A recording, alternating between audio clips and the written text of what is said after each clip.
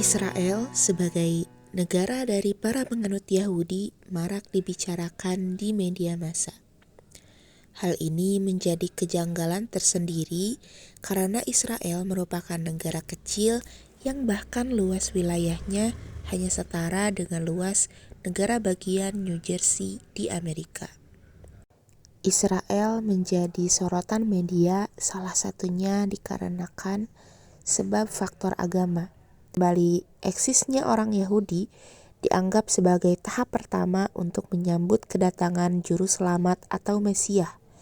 Dengan kembalinya Yahudi ke Israel atau yang mereka sebut sebagai tanah yang dijanjikan untuk mereka, umat Kristiani ini menganggap bahwa Tuhan tidak mati seperti yang dikira kebanyakan orang, dan Bible mendadak menjadi pegangan bagi dunia modern.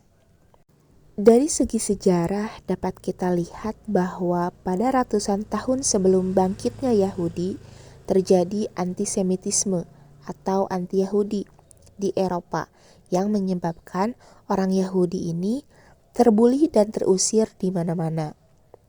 Contohnya, bangsa Yahudi pernah terusir bahkan terbantai pada peristiwa Holocaust, yaitu genosida yang dilakukan oleh Adolf Hitler sebelum Perang Dunia Kedua yang menewaskan sekitar 6 juta orang Yahudi Eropa.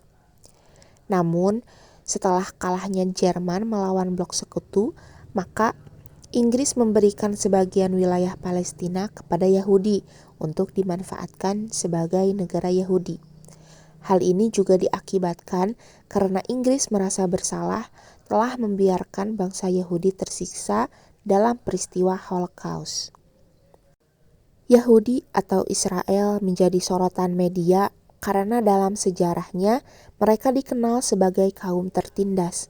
Ketika mereka menjadi kuat, bahkan dapat menindas pengungsi Palestina, maka hal itu yang menjadi ketertarikan sendiri bagi media.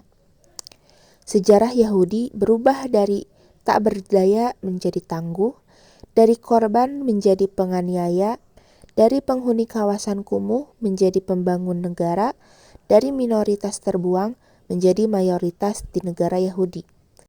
Cara pandang Barat terhadap Palestina, bahkan terhadap Muslim, tentunya sangat dipengaruhi oleh kedekatan Barat dengan Israel.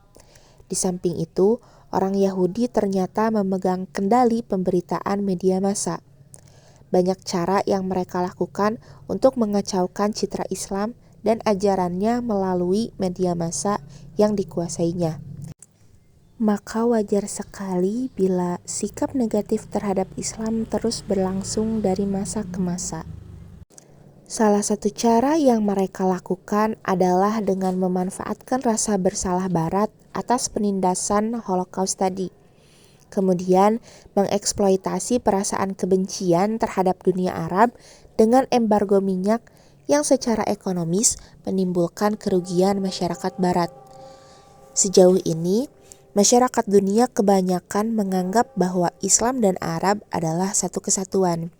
Akibat dari itu, perilaku Arab yang merugikan kepentingan ekonomi, politik, dan kebudayaan Amerika atau Barat dianggap sebagai kesalahan Islam.